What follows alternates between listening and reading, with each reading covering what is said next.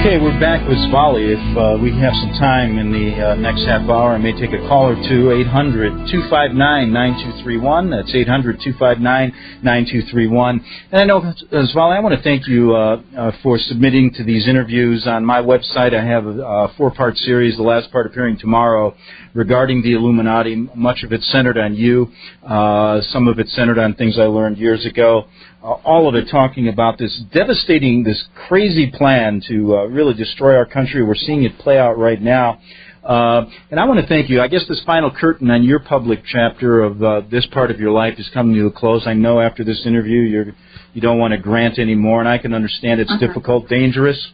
And I know you didn't sleep last night thinking about it. I know they don't want you talking about this. About how many people in our country are involved in this group? My estimate, based on what I saw, was roughly about 1% were Illuminati. And that's a good amount. I mean, when you think about it, if they're organized. Now, tell me in your what you heard in your life from your perspective, being inside in this group, what their plans were, when there's what the time frame is as far as when.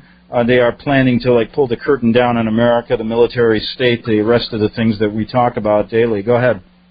Well, I was told that my children's generation would see the unveiling of it.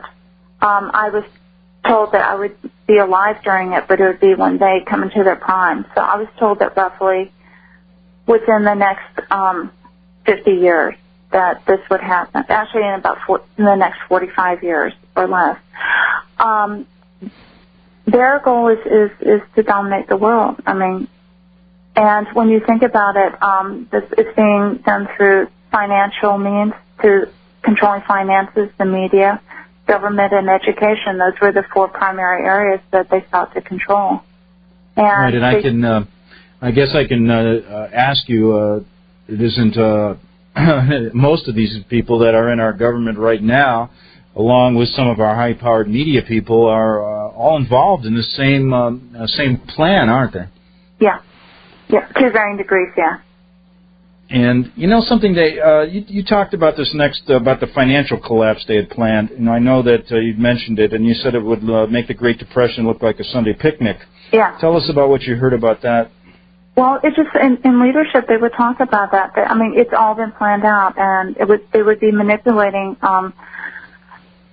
the world finances to create, not just in the U.S., but, I mean, mainly, first it would start in the U.S., but then it would become a worldwide depression, an economic collapse that was meant to create a great deal of chaos, confusion, and fear, because their philosophy is that out of chaos comes order. That's chaos order.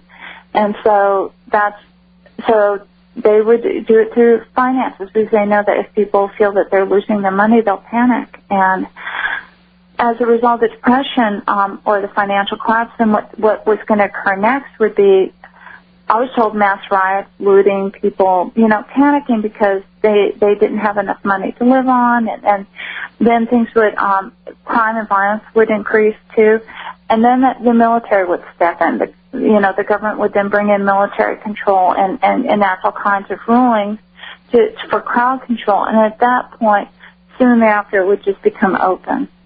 Now you lived this. You worked in it. You were part of it from birth. You were brainwashed basically to believe that you were doing something good for the world. Oh yeah.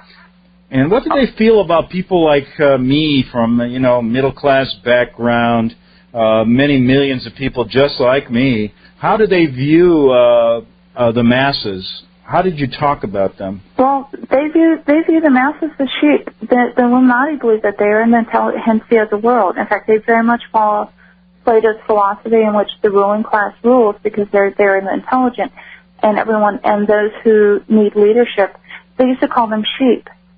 And so they would say that your average person is an unintelligent sheep who wouldn't know how to lead themselves, even if they had the opportunity. And so they believe that by stepping in and taking rule that they're doing a good thing, that they're actually encouraging a better world. Now, I believe differently. I don't think it would be a better world. At one time I did, but now I realize that I was deceived. Now, you basically left about 10 years ago. Yes.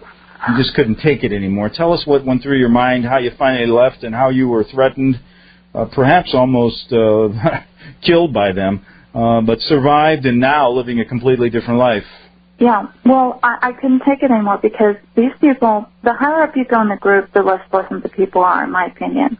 At least at the lower levels, people aren't happy about being in it, but they're doing their job because, at least to some degree, they believe that they're doing a good thing. But as you rise through the ranks, you realize that these people aren't doing it because they believe in any kind of a betterment of the world, but they're laughing because they have wealth, they have power, and they want it, and they're holding on to it.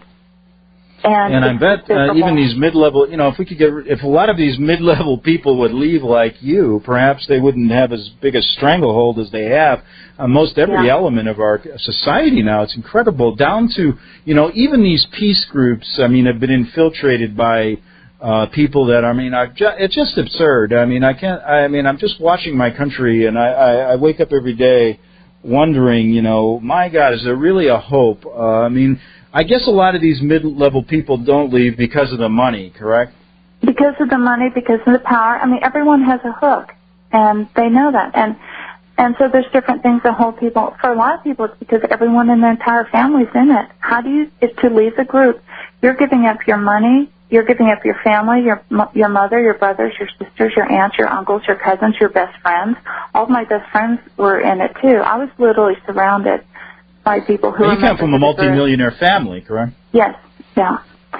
But I do want to address that now. I believe there is hope, though. I'm a strong Christian, and I believe that there is hope through Christ that's greater than any power of the Illuminati or any of their goals for our world. And I do know that. I believe that in the end, if a person has a strong faith in Christ, that it can overcome, because these people are very, very, very evil. And I believe, though, that God is greater than their evil, even though, they would argue that if you talk to them. Yeah, and just look at what we're seeing now. And the reason, folks, that this is important is that we're talking to somebody involved in it, that lived it, that actually lived a daily life, had children, went to work, and then got herself involved through birth into this group who felt, they want to basically control us.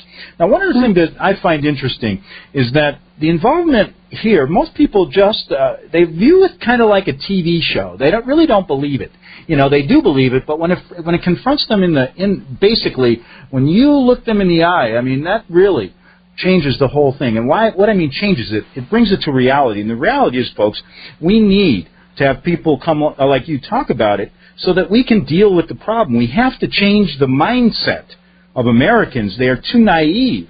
Listen, Europeans know this. The Italian people that I live with aren't as naive as my American friends. They have to understand these people are killers. Yeah. Yeah. And let me just on that note come back, and I believe we're taking a break right now. Did I hear some music? No. Yeah, I did. Thought I was hearing things. But we'll be back in 3 minutes, Svali, and I know I want to listen to some more of this on the Genesis Communication Radio Network.